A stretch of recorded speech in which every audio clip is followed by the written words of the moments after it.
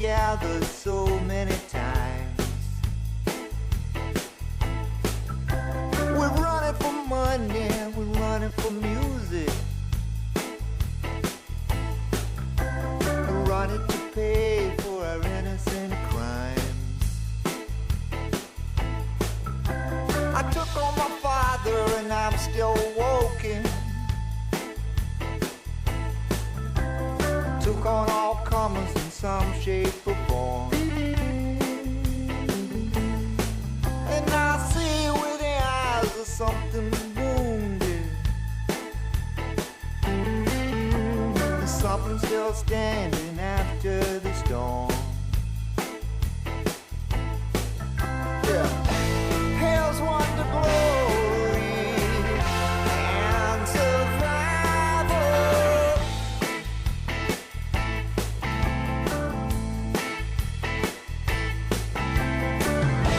And staying alive, it's a running man's Bible, yeah.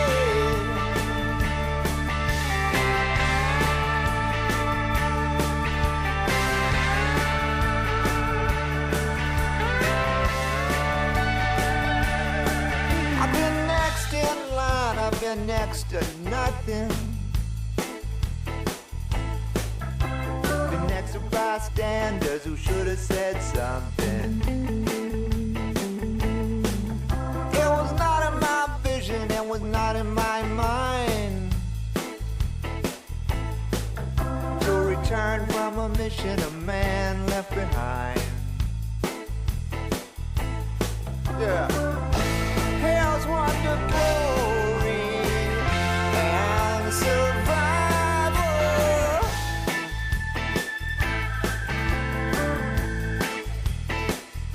Yeah.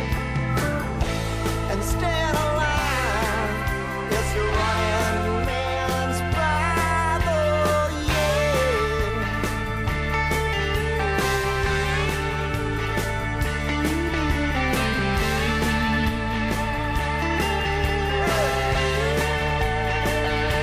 Look out.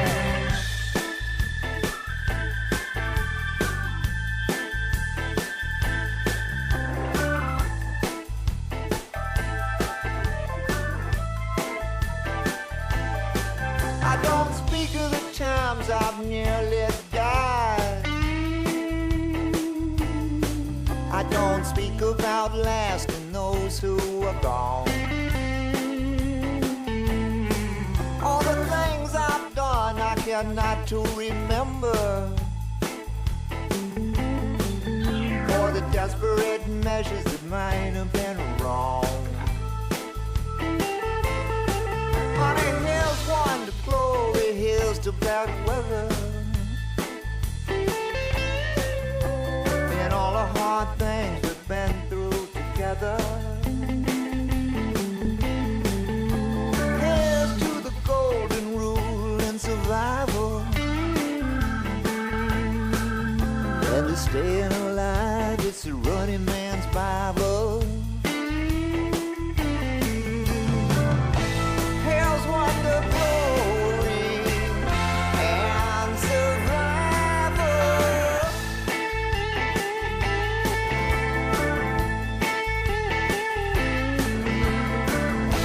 And staying alive, it's a running man's Bible, yeah.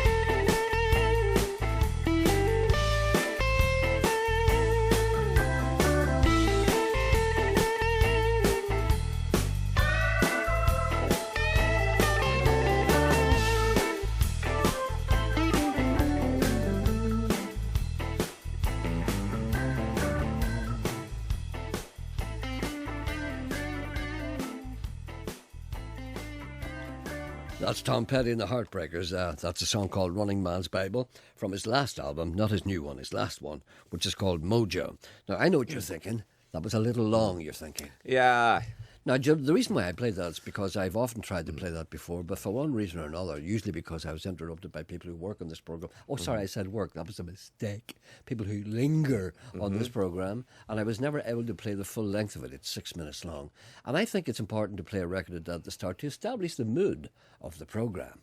You see, people are rushing around, having their breakfast, beating the kids, whatever you do in the morning, and they hear a thing coming on, and after it's on about 3 or 4 minutes, they get into the groove. Well, the opposite happened to Janet, or Emma, and I. Yeah, but see, you're not we normal. started talking. I know, but see, But you're on not, too long, and we started chatting. no, but see, you're not normal people. That both of you have the attention span of goldfish. But you see, most people out there are intelligent and, well, attentive, which you are not. That's Who because was Murgatroyd? I have no heavens to Murgatroyd. Yeah. I've never heard anyone saying that. Linda McCauley's the first person I've ever heard saying that. Nolan says, It's an old saying. I know it is, but I've never. Have you ever heard anyone saying it live? I mean, Apart from Snagglepuss. who's Snagglepuss? Snagglepuss was a cartoon character. I missed all that cartoon thing. Snagglepuss made it popular. I missed all that. Heavens to Murgatroyd. Heavens Are you to- sure that Snagglepuss made that popular? Snagglepuss said it, and he said, "Heavens to Murgatroyd." But I mean, was he the first to say it? No, he wasn't the first. Apparently, it goes way back to. Way back to this I list of time. think it was. Do you know the guy who played the lion in The Wizard of Oz? He never said Heavens to Murgatroyd. No, he said that in a film. I think way back in the 40s, a film called Meet the People. He was the first to use it. How do you Heavens to know that? Murgatroyd. How do you know that? It was all quiz questions, It's great. His name is Bert Lauer. and you were right. Put him up! Put him up! Put him up! And do you remember? Put him up! It's, also at the same Got the time. knife! Put him up! Remember Heavens to Betsy? Heavens to Betsy. Heavens to Betsy. Heavens to Murgatroyd. Same thing. I'm very nervous today. You don't know what's going on in my life. I don't. No. Well, this is something that's happened to you already, and you've already gone down that road, but I can hardly say this. I'm about to become a grandfather any moment. At any moment, like No. Yeah, any Like- day now. Tomorrow. a day now. That's all right. Any moment. No, it was literally any moment I could get a call now to say I'm a grandfather. But there's one thing that worries me terribly. Yes. What happens if I get stretch marks? Oh, stop. No, really. Is there anything you can put on? Because I've been worried recently. I think I may be losing my That's looks. nice. That's nice. What's nice? It'd be nice if it happens. Stretch marks? On- Do you want? on Did the you get pro- stretch marks when you became a on grandfather? the program? Do you remember I became a grandfather in the high seas? That's right, yeah. But did you get? Do you remember on the high seas? That's right, yeah. Well, I'm just. You don't a little remember worried that about at all? You just No, said I it. don't No, care. I know you. No, I know you don't care because it's all about you. Last night, the bold Joe Mahan stood in an abandoned granite quarry. Did you see that? No, I didn't. What The time was bold Joe on it? Joe's on very late, is he not? He seems to be on nearly all the time. Oh, they're putting Joe on very, very No, but late. it's the only programme that UTV do, apart from Frank Mitchell, 10 best places to book. The bold Joe bragged how hard the granite was. Let's brag. The granite here is very hard indeed. I can't do him. How good going to do Joe saying, talking about the granite, how hard it is. No, but no, Joe wouldn't say that, Joe. No, I know, but I It's- can't do him. Saying, I can't do him either. I "Go can't on." do him. What No, would you it's, say- if you had granite in front of you, it was very, very hard, and you were Joe. no, Mahan, but what would you say? Studio Joe wouldn't talk about granite. Studio Joe would talk. You see, he talks about places. But he would talk about People- if he was standing looking at a granite quarry, he'd have to describe the granite and say how hard it was. How would he do that? But in how the would he studio? say the granite quarry? You see, what does he say? You have to get some way of conveying how hard it It's is. very difficult. That's why Studio Joe wouldn't do that. He would stand live in the quarry And point at it. and point at it and talk to it. What would he say then? I don't know. You see, that's the different Joe. Look at how hard that That's granite outside is. Joe. The bold Joe bragged how hard the granite was. There are two Joes. There's two the Joes. outside Joe and there's Oh, inside Joe. inside Joe. Well, I don't remember how I it's- love Inside Joe.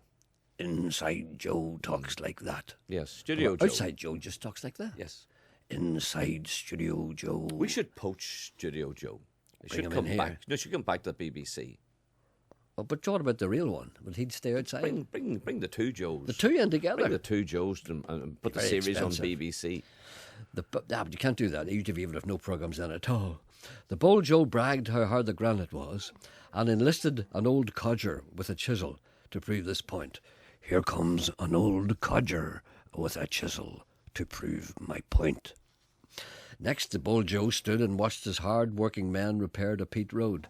Look at those hard-working men repairing I can't do that. And now they repair the old bog road. That's right. But not once did the Bull Joe take his hands out of his pockets. All through the show, Joe attempted to whistle with 2 fingers in his mouth. I'm now going to attempt to whistle with 2 fingers in my actual mouth. Lonely I wander through scenes of my childhood. They bring back to memory those happy days of yore. That's Studio Joe. Lone is the house now, and lonely the moorland. The children are scattered, the old folk are gone. They're away on day trips using their pension card. In fact, the Bull Joe even tried to con the viewers with a few sharp wheats. Shh, shh. But another man out of sight of the camera was doing the whistling, apparently. Joe was using a whistling double. Well, this is the... Yeah, you see, I'll pretend to whistle and you do it. You see, that's me whistling and you doing it. Throughout the show, the Bull Joe was genial and smiling. As the Bull Joe disappeared into the rushes, I was compelled to shout, "Goodbye, lesser spotted Joe. Goodbye. Goodbye. Lesser spotted Joe. Goodbye." What was it in the comics? Pee-wee for a whistle? Was it Pee-wee? No, it wasn't Pee-wee, no. Pee-weet? No. Pee... Tweet. No. It was Tweet before No, it had to Tweet. be a P. No, it was Tweet before Tweet was taken over by the Tweet people. What? Tweet. It was a Tweet, double. tweet. No, it you wasn't. Go tweet. Pee-wee. No, it wasn't. No. It was. Another way, if you got a thump in the arse... Fwee. Emma thinks fwee. But how was it spelled? Stop. Emma. P-H-I. Emma, P-H-W-E. stop him. No. Stop him, Fwee. No, it's all right. It's okay. Fwee. It's okay. It's all right. Michelle is still continuing her virtual holiday. This lady called Michelle, realising that it's too expensive now to go anywhere, she has turned her house into a hotel.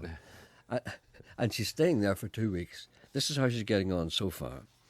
After 3 hours sleep, my husband and I got up for breakfast, even though we didn't really want it, but we'd paid for it.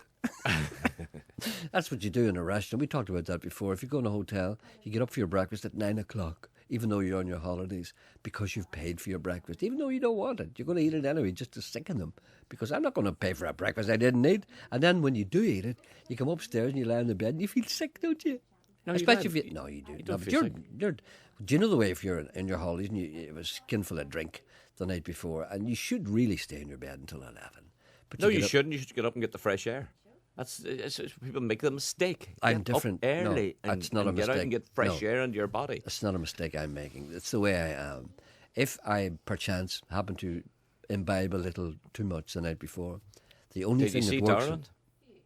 He was in some shape, wasn't he? A razor. Fair play to him. I know. Yeah, The restaurant was very crowded when we had breakfast, and we will sit at a table which is still dirty from the previous occupants. This takes a long time to set up because you have to organise it the night before. In other words, she goes to your table the night before and dirties it, so it will be unready for breakfast when she comes down in the morning because somebody has just got up and had their breakfast and there's stuff on it. My son will eventually come over and give the table a couple of quick rubs with a damp cloth, scattering whatever is on the table onto my lap. He will ask us what hot breakfast we want. We will both say, we'd like a fry because we paid for it. He will then ask us whether we want tea or coffee. We will say, we'll have tea. He will tell us to help ourselves at the buffet. We will go to the buffet and each fill one bowl with grapefruit and another with cornflakes and milk. You've done this yourself. Mm-hmm. We will return to our table. The fries will already be sitting waiting for us when we come back. And, of course, toast and a pot of coffee, even though the man knew that we were going to get grapefruit and cornflakes.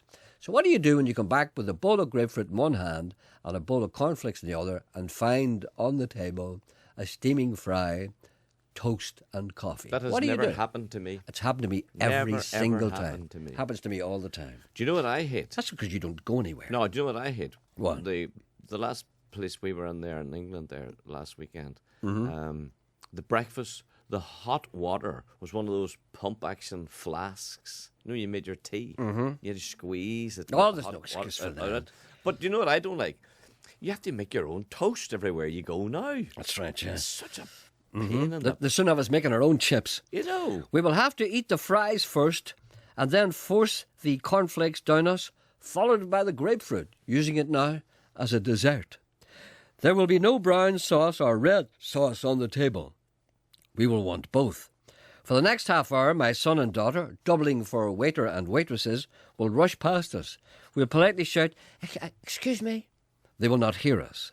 Finally, my daughter will approach us and ask, "Is everything all right?" We will ask for brown and then red sauce. She will not come back for a long time. When she returns, we'll have just finished our fries. But thank her anyway, as she places the red and brown sauce on the table. After our grapefruit and very soggy cornflakes, we will butter the toast, which is cold and rubbery, and finish off the cold coffee. Then we will check out and say everything was perfect, and driving home still feeling a little drunk. And a gentleman writes to me and says, where's the other one? Dear Puppet Chin, I listened with interest to Michelle's home holiday experiment. However, I see a glaring mistake in her choice of destination. If she'd chosen a virtual holiday in Ayia Napa, she could party all night, snort illegal substances, get arrested, and wake up at lunchtime beside a swarthy stranger in the back garden. Then wolf down a full English all-day breakfast with baked beans. But being similarly cash-strapped myself this year, I have booked a virtual home holiday at a Swedish nudist colony. I haven't told my wife yet, but I'm sure she'll be delighted. Looking forward to it at some Conor Bradford. And when he goes to the nudist colony, what will he first see? What will he first notice about a nudist colony? Did you ever go to a nudist beach? No. You must have done. No, I've walked past one in Portugal. That's what I'm saying. No, but I haven't been on it. I know, but when you walk past, you're on it, right? No, we're not. So you can't no, have this is but the you're way having out, a look, this aren't is you? the way out the airport. There's only one man on it. Was he standing up? He was walking along the beach. Well, that's how you knew it was nudist beach? No, we didn't know it was a nudist beach. Until you seen he had no Speedos No, on. but, and Joe said to me, That man has no trousers on. Joe said to me, "Is your man naked?" And I looked at him. I says, "I don't know. I can't really see." And we stood. And I said, "Yeah, I think he is." So we didn't know it was a nudist beach. We thought this guy was just walking along the beach on his own with no clothes on. There's one rule about nudist beaches. Now, I've been on a few of them. Now, there's one rule about it. No handsome man or beautiful girl is allowed on it. That seems to be the rule. So Nobody's you were allowed on there. a nudist beach. You were there. I wasn't there as a nudist. I was there passing through, having a gleek, as the word goes. What would take you to a nudist beach? No, sometimes in the place like in Gran Canaria, okay? You have to go to your way to get there. Yeah, there's certain places in Gran Why? Canaria when you walk. Did you ever go to a place and just walk along the beach for miles? Yes. Well, there comes a part where it's a designated nudist beach. That's right. We'll have that experience. That's happens to you. You just walk yeah, through, yeah, and you have to look because all the nudists are standing up, so that you get a good look at them. I think they stand up and they see you coming, and they stand up and put their hand on their hip, like that, and they're kind of waggling their things at you. Not waggling, but the things are swaying in the breeze. Right. Oh, And right. you look at this and you go, I wonder what's the point of them standing up, and then you realise that they're standing up so that you can have a look at them. And then the second thing you realise is that they're all very ugly and bad shape and fat and horrible. And you're looking around and you say, hold on a minute, in all the photographs and brochures and naturist magazines I see, these are all slim young women and handsome young men. They must be all having their lunch. Because all their mothers and fathers are there, and their ugly wee sisters and their ugly wee brothers. Gerry, a simple request. There's a wee phone call. Yes, sir. A simple request. Could you please ring up Geordie and ask him, what is going on with the weather? Oh, no. Well, you ask Geordie what's going on, because he promised us a good summer, No, he didn't. Oh, did he not? No, he didn't. No, what did he didn't. say? Geordie said it'd be a terrible summer. Well, he was But right. we would get a late summer. He says around end of August, September. He said there'd be an Indian summer. But you can't have an Indian summer at the end of August. That's still summer. No, it's not. It's August is still summer. September. He says September. Late September might be an Indian summer. That's what he said. He said, but... Yeah. Hello, good morning. Good morning, Gerry. I wonder who this is. This is Joy. Joy? You were talking yesterday about the monologue. What monologue was that? Well, as far as I know, it was said by Frank Crumit. Oh, you're talking about Life Gets Tedious, don't it? Yes, there's a mouse chawing on the pantry door. There's a mouse chawing on the pantry door. Been there for a month or more. When he gets through, he's going to be sore because there's not a darn thing in there. Ain't a damn thing in there. Yes. That's right, yeah. How old is that? Do you know how old it is? I don't know. I think it's a very, very old thing. I think it's like the 40s, 30s, something like that, maybe even 20s. I had a record of it one time, and By whom? Frank Crumit. Frank Crumit. That's an unusual name to me. Yes, but I think he was the original Was he? He could well have been. because it was a record that somebody had given to me. See, if we had any decent staff here, they would have Googled that and let me know. But of course, they don't care about me. What's it called? Life Gets Tedious. For the 1000th time, Life Gets Tedious, don't it? The man who wrote it and recorded it first. That's all I want to know. It doesn't seem a lot to ask, but it seems impossible that anyone could find that out for me. God knows what would happen if you ever worked for Radio 5 or something, where the presenters demand information immediately. I've seen those people sitting there, information flying at them. I'm sitting here like the Mary Celeste. Well, does Frank Crumit sound familiar to you? I don't know. Well, I think you'll find out that he was the original. Peter Lynn Hayes What? in 1948. 48? Well, what about that? He recorded first. He recorded first? Yeah. How do you know? Emma Googled. Oh, God, thanks, Emma. Sorry I disturbed you. And what does it say? What does it say? Grudgingly tell me. Go on, please, grudgingly tell me. It doesn't say a lot about it. Well, could you tell me what it does say? It doesn't say If I could anything of importance. Well, maybe I could choose to decide what is important or not. What does it say about it? It says nothing, really. Emma, Yeah, but what does it say? In 1948, hit recorded by put the In mic over to her. Put the 1948, mic over hit to her. You recorded can't hear. by Peter Lynn Hayes, Peter Lynn Hayes. whose Yeah. long career encompassed virtually all the media. Yeah, whose long career encompassed all the media. Well, I don't call that nothing. That's it's called a sentence, Sean. It's full of information. What? That's what that lady wants to know. That's the first record. It was recorded in 1948. Yes, that's what we said. We said that initially. I know. That's all right. I mean, we need the information. See how grudgingly that information came over there? Yes, I did. Did I you see did. that? She had to wring it out of them. Yes, I Like know. like pimple. But it's widely credited to Walter Brennan. But see, it's not. No, I think Frank Crumit was the first one. It could well have been. Where's Walter Frank Brennan was Crumit? one of the Where's- last in a great long. Well, here's an idea. Why not Google him? I know Who? it's an advanced concept. Why not Google him and find out who he is? I'm sorry to suggest that. Well, you see, Maybe perhaps that's an avenue we could go down. poor Emma is now taking phone calls. for She God's can't sake. Google it and phone What are call you? it, You're see? doing nothing. I'm What sitting are you talking doing? to you and Joy. I sitting don't doing- want to talk. I want you to do something. You're to help doing nothing. You could be having I'm this. presenting the program. But you could Google when you're talking to Joy. I can't reach over that far. Well, men can't do two things at once. No, they can't. No. I mean, I'm going to have stretch marks. Anyway, listen, we'll find that out for you eventually, even if I have to do it myself. Well, I'd better go because there's a cup of tea waiting for me here. Lucky you, I don't even get that. No, I know. Thank you very much. No, you're welcome. Bye. Bye, Gerry. Bye. Bye. This is a very special request from Kathy for my wonderful husband, Gino Tierney, on our 25th wedding anniversary. Tell him the last 25 years have been amazing. I love him loads, and I look forward to the next 25. That's Kathy Tierney of Temple Grove. I wish I had one like that. I apologize. Seem to have arrived home with items in my bag from your house. There's cutlery, a tablecloth, some Hennessy, and a book on presidents deceased. I'll have them FedEx to you. It was a strange thing to do. I hope we can still be friends. Oh, it was not me, but someone else, you see, twisting the steering reins. Put a penny in the slot and make an artificial light shine. Leave go my golden eye. I don't give advice, but be wise and think twice before getting involved in a game where the minority face the majority, who are faceless and born without name. Was it Knocksink when we came across 3 men? They had church candles wrapped in newspaper.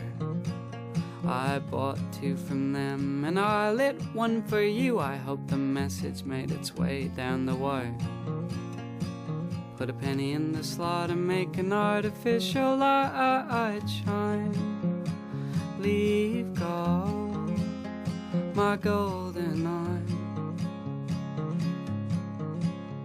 The soul of a dog, he's alive and not gone to the farm like the others said.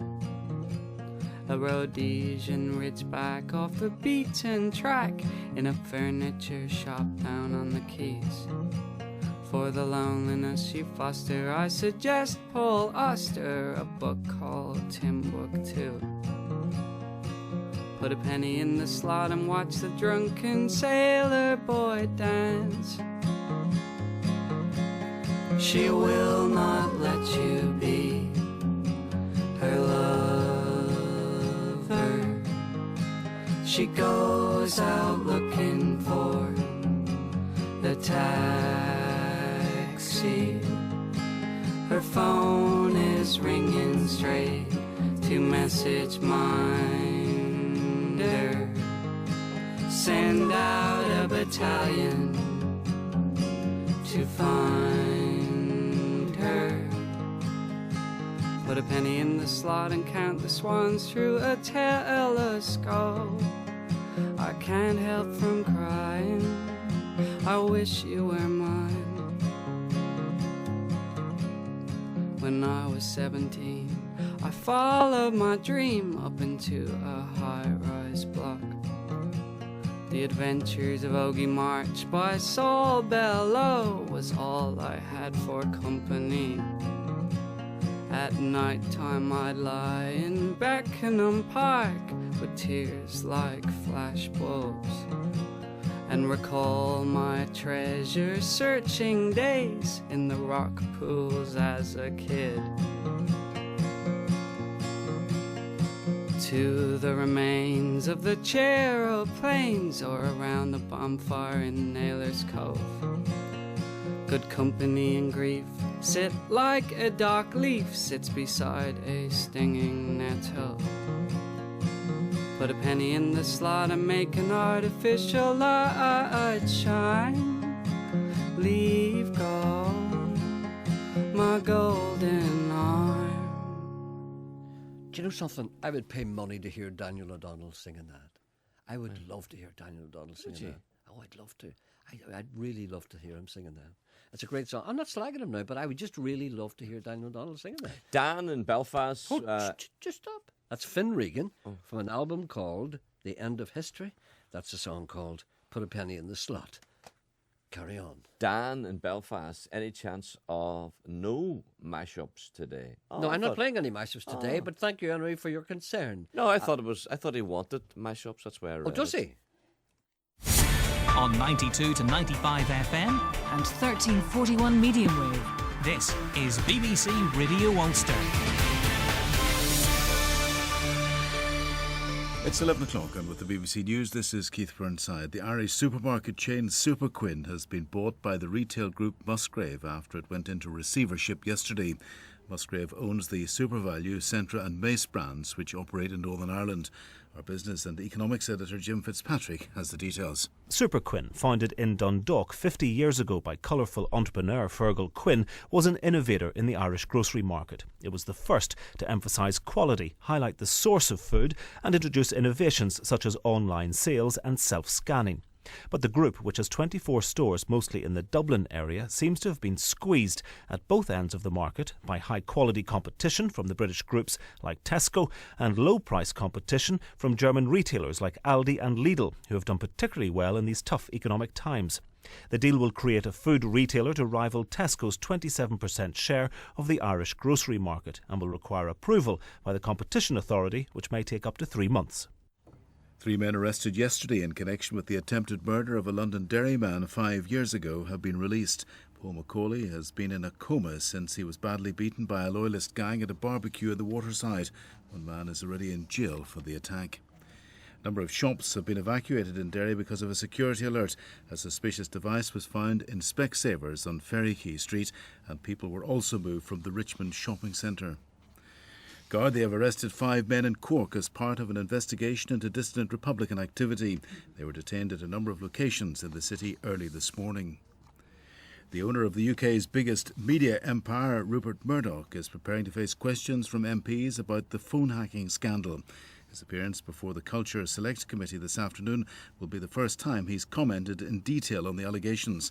His son James and the former head of News International, Rebecca Brooks, will also be questioned. Sport now, here's Grant Cameron. Stephen Craigan has announced his retirement from international football. The 34-year-old Motherwell defender won 54 Northern Ireland caps in 8 years, skippering the side 5 times.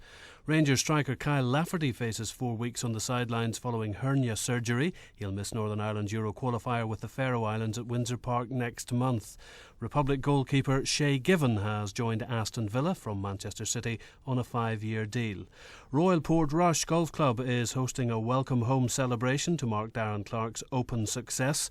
Meanwhile, it's emerged that Clarke almost walked away from the sport last April after a poor run of form, but his manager, Chubby Chandler, revealed that a 3-week break helped revitalise the Dungannon man. We move on to the weather with Jackie McCann. It'll be a largely dry but cloudy day. However, a few brighter sunny intervals are expected during the afternoon, mainly across parts of Antrim and Down, where temperatures should hit 16 degrees.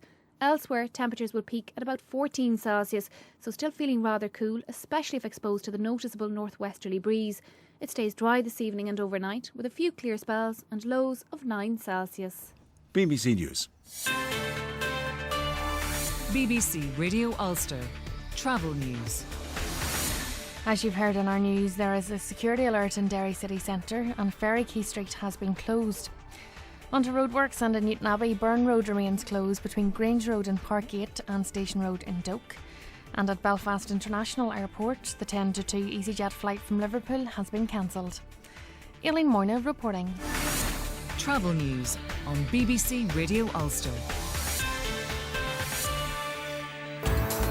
On Talkback with Wendy Austin today, all the big stories, celebrations in Portrush as Darren Clarke brings the claret jug home. We'll bring you his news conference live. Also live in our time, the Met's former top men grilled by MPs.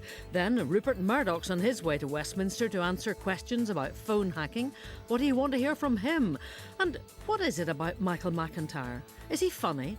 Or does he just shake his head a lot? Other comedians seem to hate him. Do you? Tell me. You can shake your head if you like and join the debate on Talkback at 12.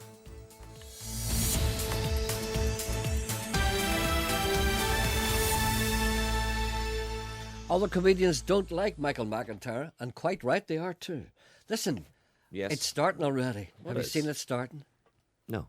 Rory McIlroy, get rid of the girlfriend. He's starting to dip his toe. Well, that's the start of it. I would have done the same. Nothing wrong with her, but I would have done the same. Have a look around you, kid. Smell the coffee. That's not fair. No, it is. It's not fair. It is fair. Don't say that. I've said it. No, don't be hateful. Smell the coffee. No, don't do that. I'm telling you. Don't do that. Yes. No, you're so bad. I know. You're such a bad wee man. I know, but I've always been like that. I can't help it. It's too late now to change. You got a lot of nerve to say you are my friend. When I was down, you just stood there grinning. You got a lot of nerve to say you got a helping hand to lend. You just want to be on the side that's winning. You say I let you down. You know it's not like that. If you're so hurt, why then don't you show it? You say you lost your faith, but that's not where it's at. You had no faith to lose, and you know it. I know the reason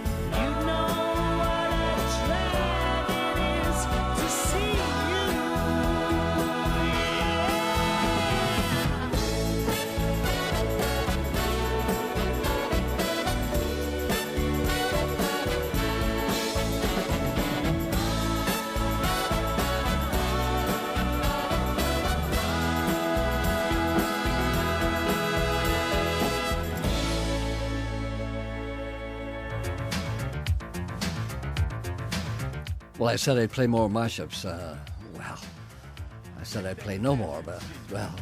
I want everybody in here to make as much noise as you can, as loud as you can. Release some steam, shit, right?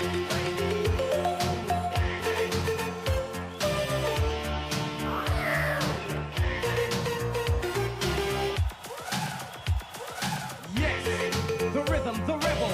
Without a pause, I'm lowering my level. The hard drama, where you never been, I'm in. You want styling? You know it's time to get deep. The enemy telling you to hear it.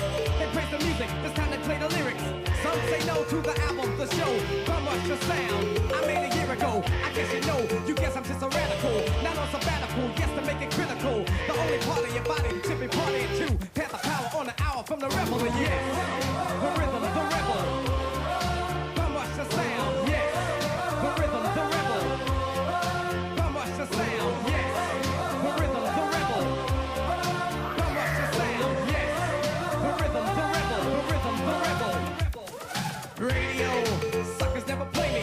All the mix, they just okay me now. No, they grow when they're clocking my zone. There's no sneaking and taking everything that a brother owns. My calling card, recorded and ordered. Supporter of Chesimard, loud and proud. Kicking live, next poet supreme. Loop for truth, bazooka, the scheme. Flavor, a rebel in his own mind. Supporter of my rhyme, designed to scatter a line of suckers who claim I do crime. They on my time digging, yes. The rhythm, the rebel. How much the sound, yes. The rhythm, the rebel. How much the sound, yes. The rhythm, the rebel. How much the sound, yes. The rhythm, the rebel. The rhythm, the rebel. Hey, yo, Chuck, man, I don't understand this, man. Yo, you got this money out, man. You're losing them. I think we take it short. Show 'em this is Cold Medina, man. Come on, kick it. Terminator X. The rhythm, the rebel. How much the sound, yes. The rhythm, the rebel. How much the sound, yes. The rhythm, the rebel. How much the sound, yes. The rhythm, the rebel. The rhythm, the rebel. Yes. The rhythm, the rebel. How much the sound, yes. The rhythm, the rebel. How much the sound, yes. The rhythm, the rebel. How much the sound, yes. The rhythm, the rebel. The rhythm, the rebel. How much the sound? I made a year ago. How much the sound? I made a year ago. How much the sound? I made a year ago. How much the sound? How much the sound? How much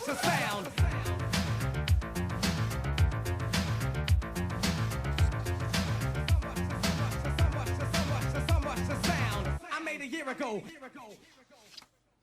That's Baltimore, and I can't remember who it is, for God's sake. That's a special request for Eileen Boyle, who wanted to hear another mashup.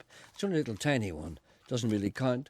That's from an album called Pop Champ, but there's another bit of it too, but I can't say what it is because it's very naughty. That's Baltimore and Public Enemy. It's called Rebel Without a Pause. Public Enemy and Baltimore. And do you know what I'm thinking? No. Who was the song before? What was it? Sorry, yes, what was it? It was a Bob Dylan song. Oh, yeah, no, it wasn't. Yeah, it was a Bob Dylan song. It was Simple Minds. Positively Fourth What a Street. great song. Isn't it? Do you see? You got But positively, it's a it. song, I think, for a singer, a man to put his head back and sing it. You've got a lot it's a of singer nerve song. Sing saying that you are my friend. And he sang it very well. You've got No, you see, it's the way Bob Dylan Yeah, it's sang no it. good like no that. good at all. Listen, a dilemma has raised its ugly head, and here's something that will exercise the minds of many people in the coming months, I would imagine. Who on earth is going to win Sportsman of the Year? How are you going to pick one of those golfers? It's easy peasy. Has to be somebody from Northern Ireland. No, if it's going to be one of the golfers, I'm sorry, but there's only one winner. There's three of them. No, there's only one. How can they winner. pick one out of the Easy, three? it's so easy. Who? Darren. Why? Darren Clark, without a doubt. Why? Darren Clark, because against all odds. Darren Clark, his age, everything. What about Rory McIlroy? His age, 22. I would think about it. Rory McIlroy's got another 20 years ahead of him at top I know, flight but the golf. point is that Darren Clark couldn't have done that until he was 42. And no, Darren Clark. And He Rory won the heart McIlroy of the did it when nation. he was 22. But Darren has won the No, heart but all and the I'm saying affection is of how the nation. difficult is that going to be? And another thing that's worrying me too. I hesitate to say this. I think Stephen Watson may not last.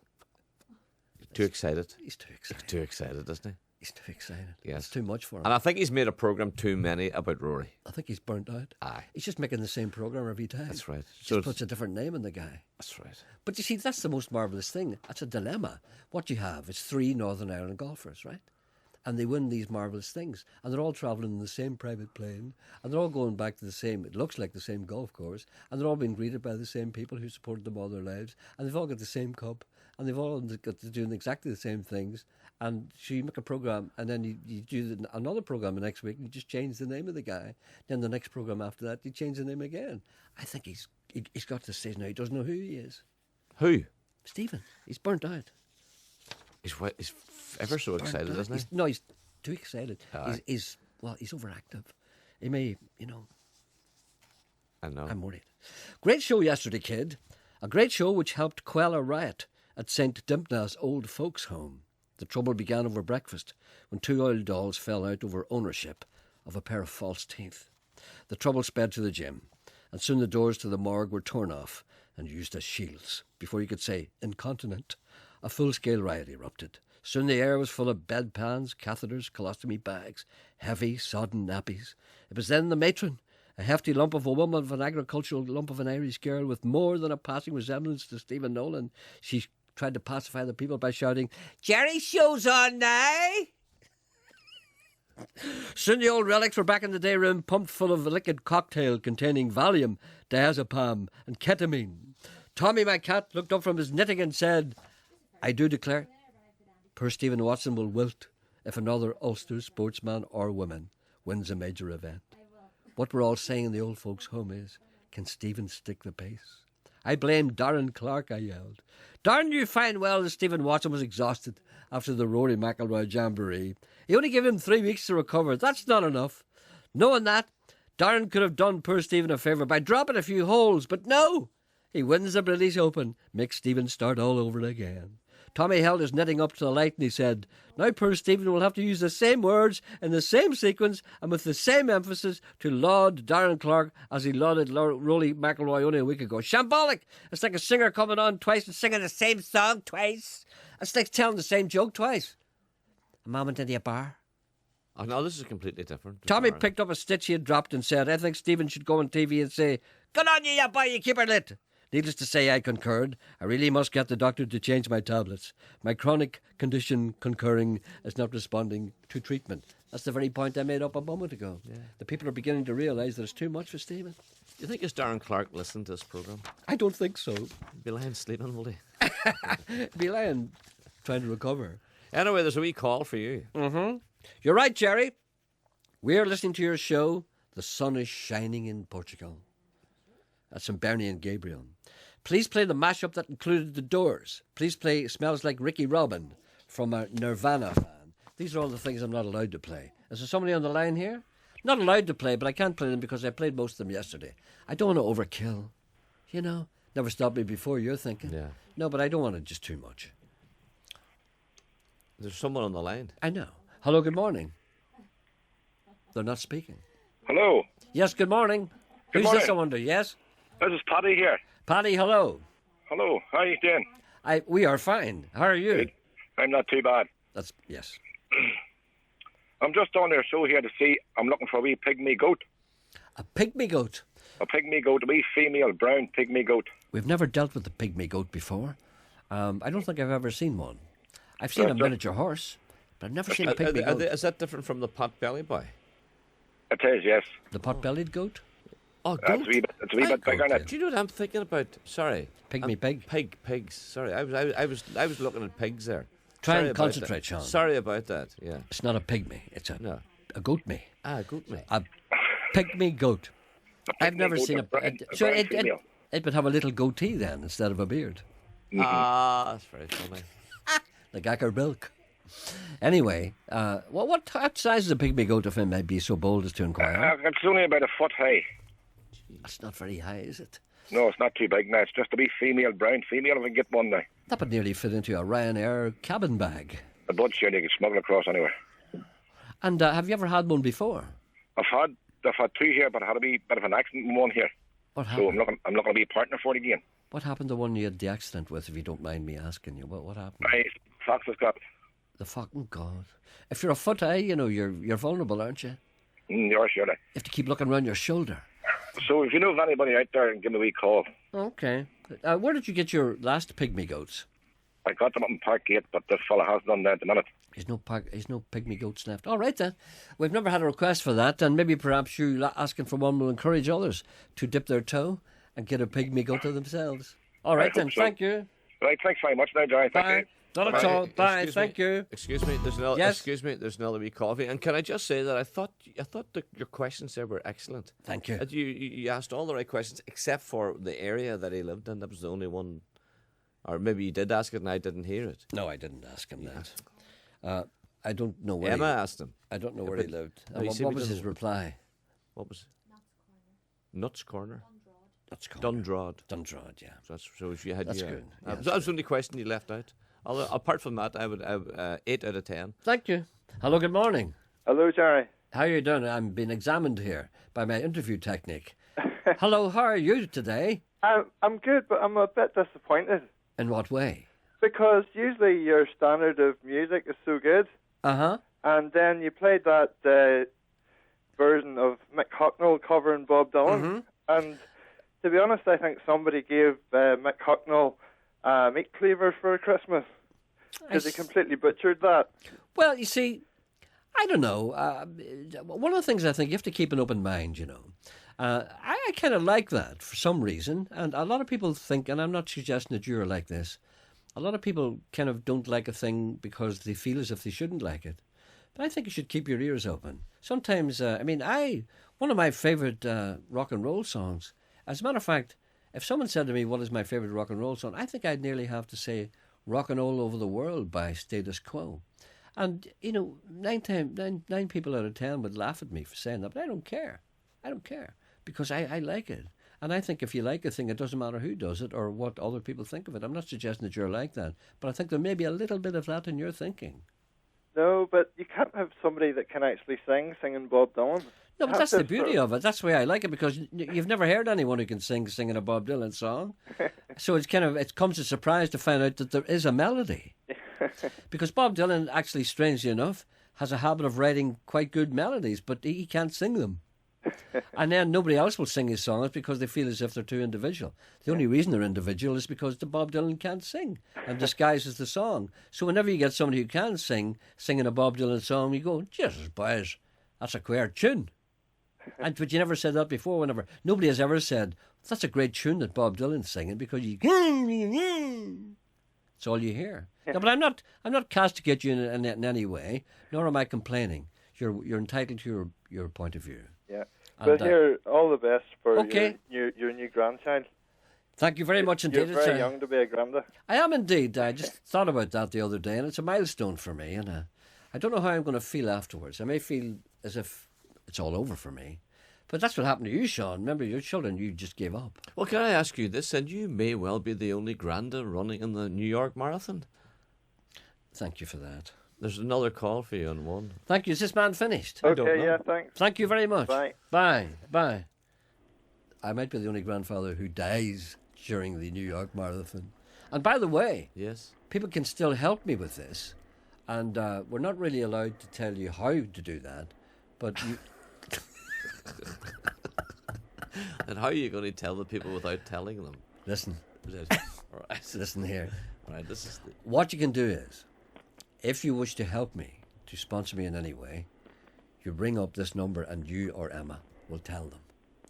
I'm not allowed to say how to do it. But you're raising money for cancer. I know, but that's the way the people are these days. It's for accident cancer. I know, but you try and tell them that. So yeah, I can't tell you. So if anybody wants to know, this is, I mean, who's that? That's Liam. Oh, sorry, I forgot. Scared the life out of me. Is he on the phone? Yes. Oh my God. So if anybody wants to know how they can help me by sponsoring, they can ring 08459 555 678. Do you know how to Do you know what to tell them? Yes. Well, what is it? You accent cancer. No, just given. .com, isn't it? Justgiven.com and you log on to that, and then all the details are Yeah, there. And but I can't say No, that. you're not saying that. I'm just telling the people. You shouldn't have said that. I no. Okay. Hello, good morning. Hello, Jay, how are you? I'm all right, thanks. I tell you on phone yet, but I've been listening to your show as years, and I remember you getting Geordie on at the start. Yes. See how Geordie made him on at the start? He was brilliant. You know, you had him on, 3 or 4 times a week. Yes. And he was stealing the limelight, I think, of even from you. That's right, yeah. And all of a sudden, seeing you get Geordie on now, Mm-hmm. you can't get rid of him quick enough. That's because the drink has got to him. He tends to ramble a bit now. But, that's part of Geordie's lifestyle and his character. All right, then, I'll tell you what we'll do. Maybe perhaps we'll get him on today and see how long I can stick him. Well, it'd be a good idea. And, you get great crack out of Geordie, about all these singles nights and all these women. They're crackers, ain't they? See, that doesn't happen. I would be like playing pool with a snooker cue, Stop. And no, well, you see, those days are over now. Those were heady times, I have to say, when Geordie used to come to our singles night. But, life has turned me sour to those kinds of things, so I had to stop doing all that because I realised that, that there was no point and that there were certain things in this world too ugly to actually participate in. So I decided to go away and, do other things. So Geordie is no longer the great a part of my life that is in any way significant. Well, Jerry, you must admit, now, he brought a bit of laughter to your show and a bit of crack to your show. He did indeed, which is sadly lacking in this programme. And he had a great following on your show, actually. That's the frightening part about it. But you see, it's almost like if you had a poll, probably today in any newspaper, and asked them what their favourite song was, it probably would be "Get It Into You, Cynthia." See, there are certain ugly things that we must accept, but we try and ignore them as best we can. Because the majority of the people in Northern Ireland, if they had their way, it would be a sad day. But, you're going to have to get him back a bit more often. We'll get him on today and try and get a bit of crack out of him. Let's see if he's anyway compos mentis. I'll get Mr. Coyle to ring him to see if he's capable of speech. And if he is capable of speech, let's see how long I can keep him on before I get fed up. All right, Jay. All right, then. Keep listening. All right. There's your task for today. Get Geordie on. See what he's like. Okay.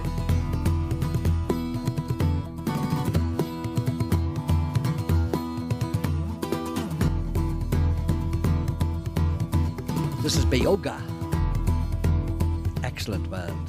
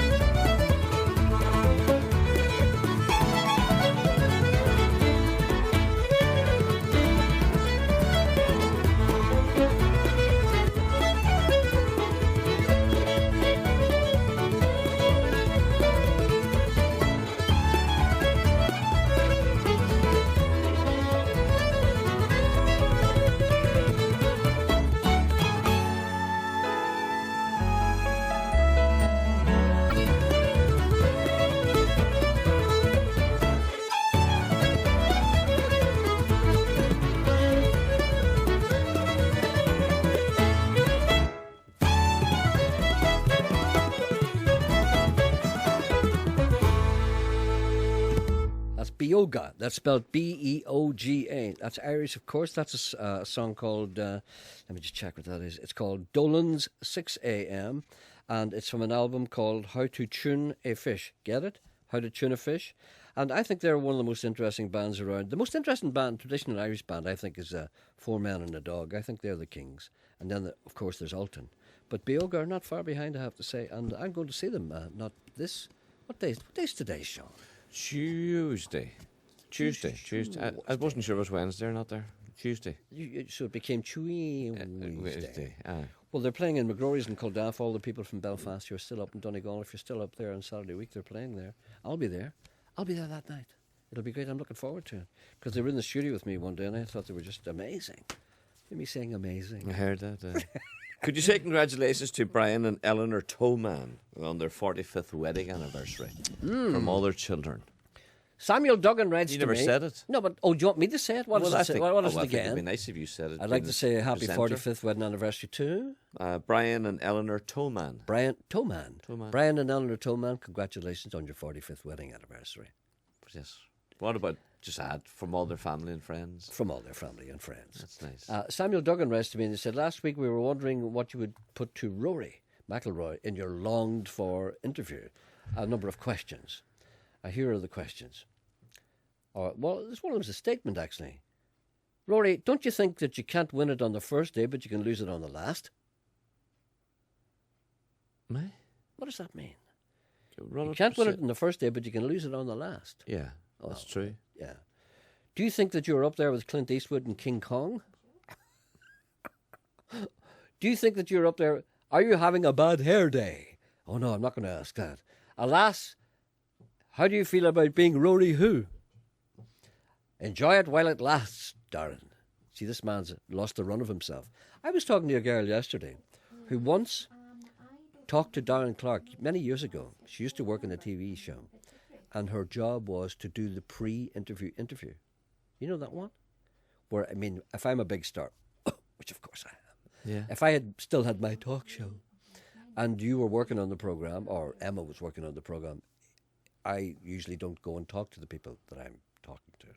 Because if I talk to them, I might not like them. And this will filter through. Is this just you or is this everyone? Well, you see, whenever a talk show host, there are two, it's a horrible, horrible thing to be. And even when I say talk show host, I feel like boken. But it's the most horrible thing to be. But actually, in actual fact, do you know what might be quite good? Do you know the way we like Rob Brydon? I think he's starting a talk show on BBC Two tonight. And I think I would nearly watch him. You know, we have given up on Ryan Tubridy. You know, you just know he's just another lawyer watching himself. And you give up on them all, and you can't watch Alan Carr, and you can't watch anybody. You know, you can't watch even Graham Norton's annoying. You can't watch anybody. But he might be quite good. But one of the things that if a talk show host has any sense, he will never meet his guest before he goes on. Now, Alan, this is you. This is what you think. That's what I'm talking about. This is my opinion. Well, now, would Parkinson agree with you? Ladies and gentlemen, it's Paul McCartney. No, what he used to do, he'd take them out for lunch. Would he? Yeah, he always did that. And he was very meticulous in his research. And he would read everything about them, then take them out for lunch. But I could never do that. I could never stick it. The only person I ever took out for lunch, and I really enjoyed it, and I'm glad I did, because it was a great experience. It was John Mortimer, the writer. I took him out for lunch one time. But the reason why I did that... Did you pay for it? I paid for it. I took him out. I know it's beyond your imagination that you would never do that. I mean, if you took Jesus Christ out for lunch, you'd make sure he paid. Have you a credit card on you, Jesus? Have you? No. I have no money. I forgot. Anyway, what I was saying is, but he used to do that. But as a general rule, it's always a mistake. Do you know why it's a mistake? Because 9 times out of 10, you won't like them. Because 9 out of 10 people who are famous are dislikable, right? And that's the fact that you don't like them. You'll have made up your mind that you don't like them. And then when you get to talk to them on the TV that night, you'll go in there knowing that you don't like them, and you won't look forward to talking to them. And, you know, it won't be good. It's better if you just meet them there and then as they come out and decide halfway through the interview that you don't like them, and then it doesn't show. Do you understand what I'm saying? Yeah, but you're saying that. Uh-huh. And you know, You don't have a TV show anymore. I know, but I'm talking about, if a person hadn't one. Do you know what I mean? And incidentally, I made a mistake. I said it was Mick Hucknall that sang the Bob Dylan song, Simply Red. I said Simple Minds. Hold on a minute. I might be right here. Hold on a second. See how surprised I am to find out that I'm right? Yes, and there's a call waiting for you. Hold on a minute. It was Simply Red, yes. It was Simply Red. It was Mick Hucknall. You see, there's an example of what I'm talking about. That man came on there and he said, why did I play that? Now, normally I can't stand Mick Hucknall. But you see, even someone you can't stand will do something every once in a while that you like. And you can't let the fact that you can't stand him stand in the way. But you're an oddball. Thank you. You're the wrong boy. For everything. For a chat no, show. Completely. Yeah, I know. Total wrong boy for a chat show. I know, but I realised that too late. Yeah. But see, that's just one of those things. I'm wrong for nearly everything. The only thing I'm suited for is this. And, even some other people give me an argument. I think the original and, to my mind, best version of the song Life Gets Tedious, Don't It? Was recorded by a man who wrote it, and his name was Carson Robinson. Yes, we tried to get that for you. Walter Brennan did cover it, as did Peter Lind Hayes and Frank Crummett, that your caller this morning mentioned. One song that you might want to check out from the latter, Frank Crummett, is one you may not have heard of. Called The Pig Got Up and Slowly Walked Away. You can tell a man who chooses by the company... No, you can tell a man who boozes by the company he chooses, and the pig got up and slowly walked away. I always liked that, There's people what about Tim? What? What about Tim? Tim who? Tim Campbell. What about him? He's waiting on the line. Oh, is he? Sorry, I didn't know that. Hello, Tim. Hi there. I'm sorry, I didn't realise you were there. That's okay, don't worry. I've been jigging across the floor here to Bioga. I'm sitting under a fan. I'm going to have to take these pumps off. Hold on a minute. Oh, my goodness, that's better. I'm calling you from the St. Patrick's Centre. I believe you were here on Saturday night and you were so good that you were carried out, held head high. St. Patrick's Centre is lovely. Oh, thank you very much. What a nice place. I never even knew it existed, to be honest with you, because I don't be in Downpatrick much. Well, but you know what? There is a story about you here. About 7 years ago, I came onto your show to let you know that you'd been stolen, because there was a BBC exhibition of personalities, and there were these big portraits. And one St. Patrick's Day, you were stolen from the St. Patrick's Centre. I was not. You were, and you were discovered.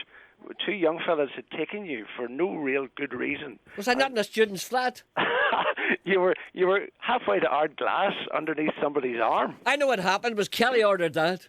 Kelly ordered the theft. Gerry Kelly. Gerry Kelly, it must have been. I want to be in a student's flat. I want to be up in the corner. Do you know what I want? I want to be a cardboard cutout, and I want to be up in the corner of a student's flat.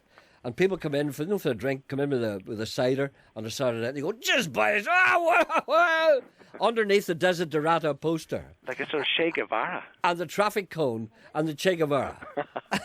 I want to join that band that's underneath all the mould and the dirt and the crushed tin cans in a student's flat. I want to be in there with those guys, because those are the men who will run this world, and I want to be a seminal figure amongst them. I want to be their hero. This is a kind of a telephone conversation of complaint. Oh, go ahead. Because people are ringing in now wanting to know if you're going to be on again, and I just want them to come to the home of St. Patrick and find out all about St. Patrick and St. Patrick's country and all the rest of it. People are ringing up because they think you're still on. No, I have to say, to be honest with you now, I haven't been down Patrick often. What a wonderful place. What a marvellous place. And I urge people to go down there, particularly on a nice day.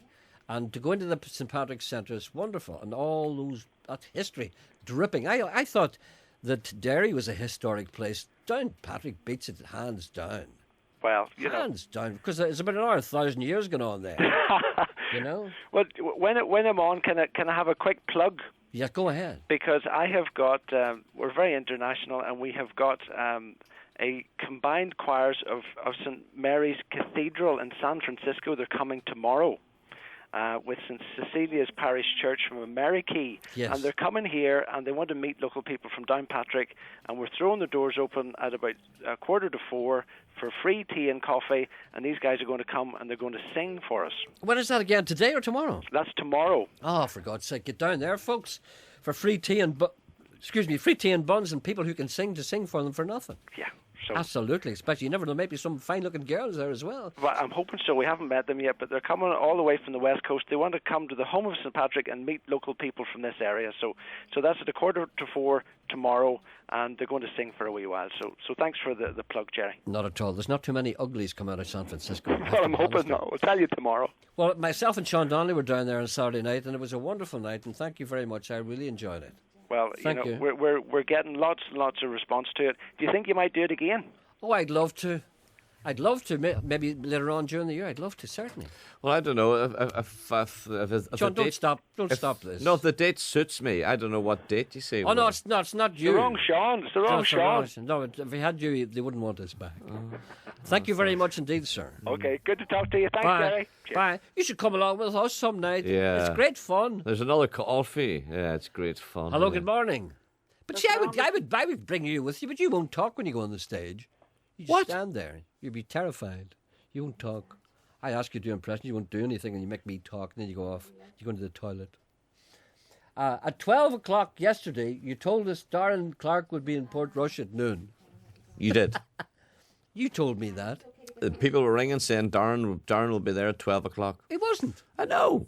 But why did you tell me that? Because the people told me. But you didn't say the people told you. You just said Darren Clark will be there. No, you were running out of time. I apologise for that. I grabbed my wife, said Gerald, and we rushed to see him. Alas, when I got there, I was told there was no such event. We decided to stay the night and found Portrush to be a grip. After a fry this morning, we went for a bracing walk, foundered, and now we're heading home to Mora. Maybe we will be near Darren someday. So there you are. You made people stay in Portrush. Is he not there today? I Is he don't there know. today? I know, but they're not going to go back. Why They not? had stayed there last night. We're foundered. For God's sake. Icy wind coming in off the sea. It's only July, you know. Hello, good morning. Gerry Anderson. Yes, indeed. How you doing? I'm fine, thank you. Listen, I need your help. I'll help you if I can. This might sound wrong. I'm looking for a man. I understand. You know, it's every man for himself here. I should have rang in last week. Seeing you were talking about all the leading lady movie stars. Yes. That's when I should have rang in. What kind of a man are you looking for? A man, I was down at an event run for Maureen O'Hara 3 weeks ago. Yes. And there's a whole Maureen O'Hara film festival on. Where? In Cork. Right, okay. There were people there you'd have loved. Don't be barking at me. No, there were people there you'd have loved from the Like old who? Western Like scene. who? Victor McLagan's son was there. Oh, for God's sake. Earl Flynn's daughter was there, and relatives of Robert Shaw and people like that. I'll tell you what now, if you met somebody and somebody said this is Earl Flynn's daughter, you would chat her up, wouldn't you? Not if you've seen her, no.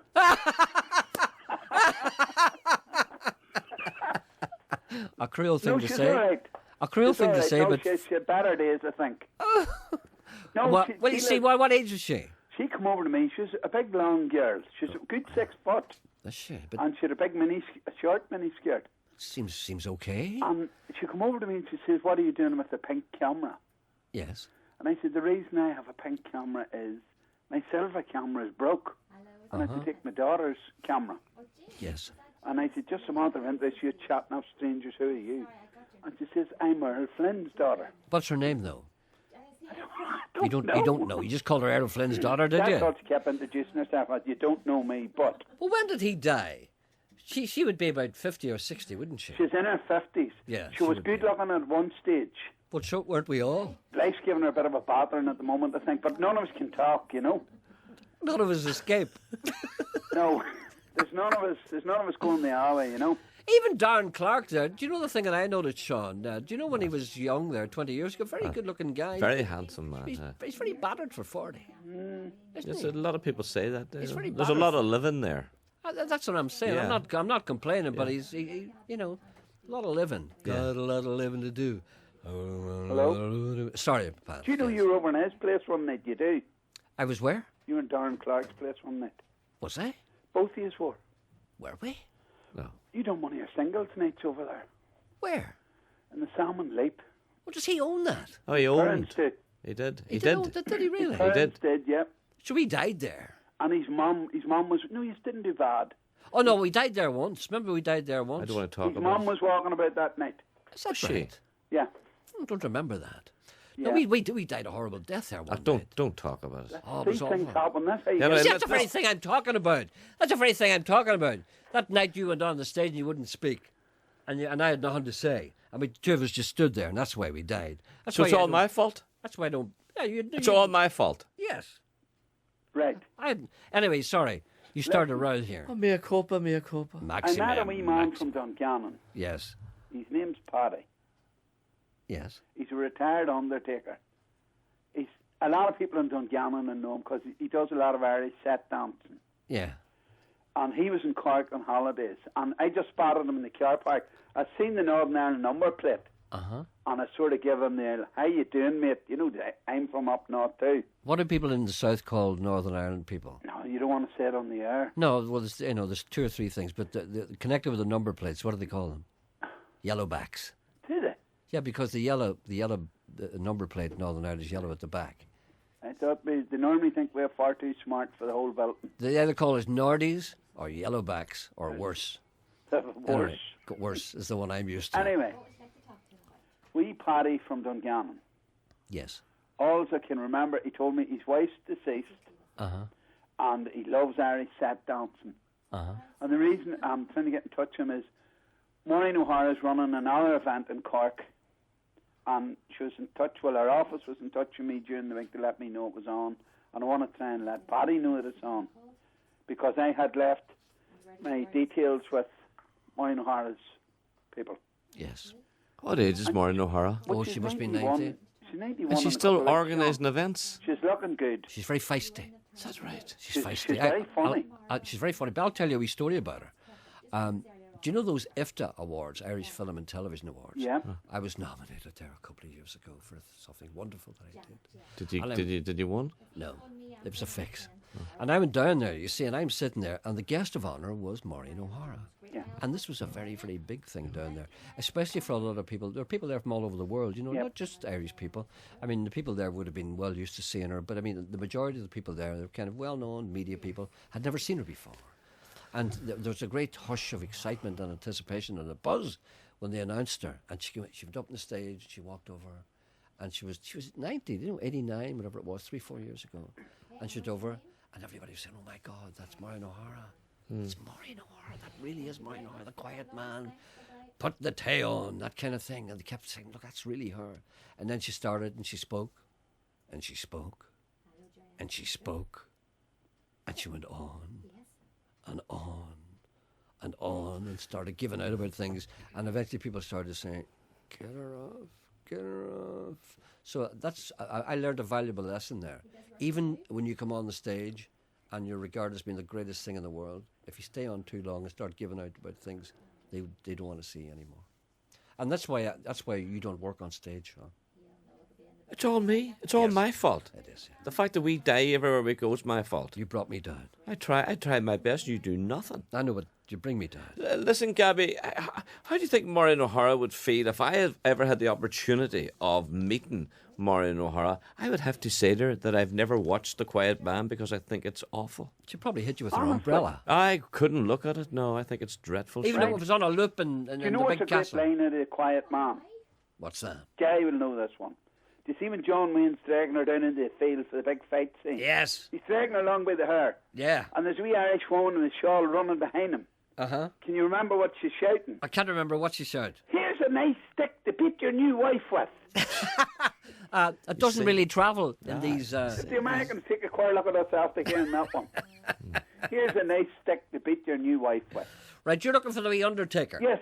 What's Sean. his name again? Sean. Sean. Okay. Right Hello. then, Paddy. Thank you. Oh, sorry, Paddy. Gabby. Sorry. It's Sean. okay. Yes, who? Sean, remember you were talking about the blonde from America, Doris Day, Yes. and left a wee message there. Hey, have you got anything signed there? No. She still does sign us. I left a wee message there for you how to get in touch with her. It's so simple, and she sent me a fabulous letter a while ago. He's got a photograph upstairs signed I know, by but Bronco beautiful. Lane. I actually got Maureen O'Hara to sign a 1955 poster of a film she doesn't even remember being in. So, Sean, Doris Day still does sign, Oh, right and then. she's very warm and receptive person. Would you tell Maureen that you know a fella that doesn't like The Quiet Man? Oh, no, it's the truth. But look at all her other films. I know. Gabby, thank you. Did you like the Parent Trap? No. Right. No. Right, thank you. Good morning. Good morning. Free spirit crossed the mountain pass. Move on down the glen.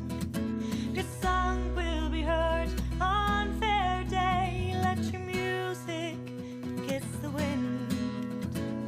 Keeper of the treasure, part of the ancient race. Your voice will live forever, a woman of no place.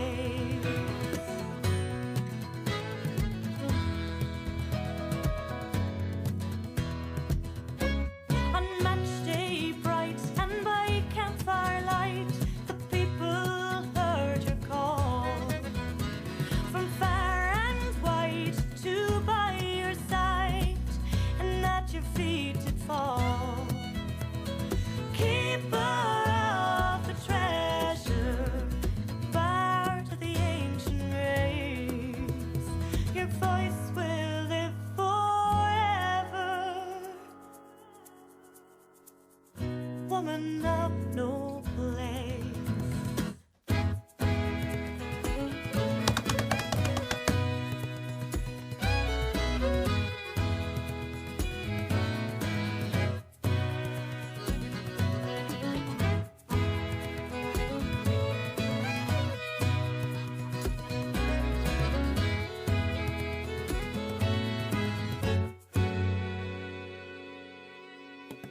A hard life fought, so much you brought with your banjo and your song. We thank you yet and won't forget, brave woman of the rose. Keeper of the treasure, part of the ancient race. Your voice will live forever, a woman of no place. Keeper of the treasure, part of the ancient race. Your voice will live forever, a woman of no place. My heart was delighted when I went through the fairs and keep on seeing them. Down Castle Lady, on it, across from the air, and all these places.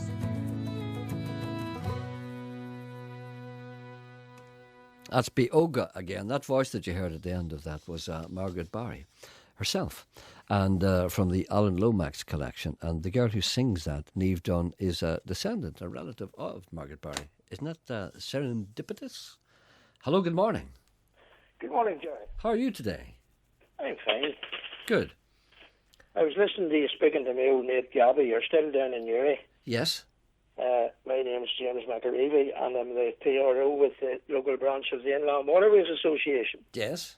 And I was listening with great interest to yourself and Gabby having the banter there. Uh-huh. I'm just ringing to tell you, Gerry, about a week of events that we're having in Gerry this week, an association with Gerry and Mourne Council. Uh-huh. To do with the promotion of the Newry Canal, and it culminates on Saturday with a day of events, starting off with a cycle along the towpath. Yes. From Newry to Portadown. That seems a lengthy cycle. Well, it's up to people what they want to do. Some people, that would be no problem. How far is that? It's 18 miles each way, Gerry. Oh, it's not too bad. I thought it was worse. And last year, believe it or not, the figures were just released there in March. 160,000 people utilised the towpath in the last 12 months. There you go. Making it the second highest footfall behind the causeway, the Giant's Causeway. Well, that's something to be proud of. What other events have you got on? Well then, Gerry, we're having a unique event in the afternoon, and a man of your entrepreneurial skills, yes, this would appeal to you. we're having a bathtub race. A bathtub race, okay. A bathtub race, Gerry. The only one of its type in Ireland. How does that work? People make their own craft. Whatever they can make. It has to be their own effort, not a manufactured thing. Usually, literally a bathtub. I collected 4 out of Halliday and Fisher's on Friday past for a couple of sons of my own, and 2 people, and they make any sort of a craft as long as it can float. All right. And we have a trophy. Down the canal, you mean? A bath race down the canal? Yeah, you know what I thought you meant put 2 holes in them and running along with the bath holding it. Oh, not at all, Gerry. This is the real McCoy. People laughing at me. So silly. All right, you try it then. Go on, you try it. What? And so what else then? We're running out of time here. Well, Gerry, I think that yourself and Sean, that would be ideal. Sean seems an experienced man. No. And there's Sure Freight have donated a marvellous trophy. And then in the afternoon after that, the council are having a family fun day for all the children, for the parents to get out and get their heads shared. Hopefully it'll be a good day.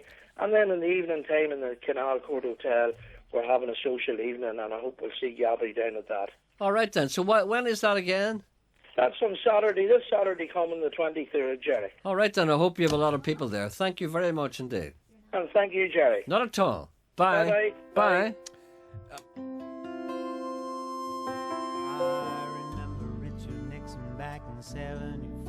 What? Could you give details of the Neve Dunn song? Was it Neve Dunn that you played just a moment or two ago? They were Beoga.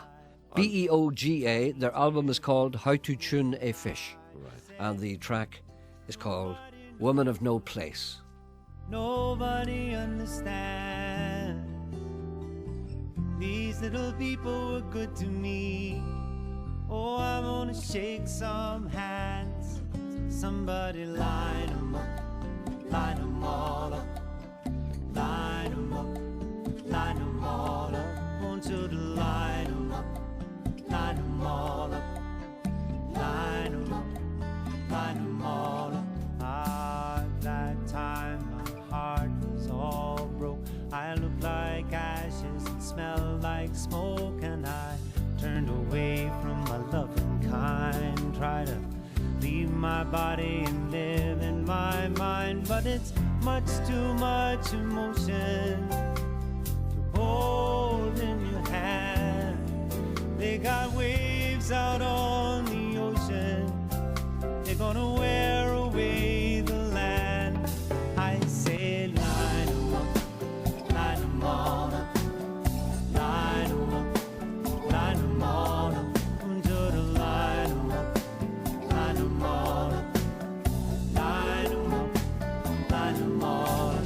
Ah, oh, I've seen corn in Kansas, and I've seen picket fences, and certain cowboy dances.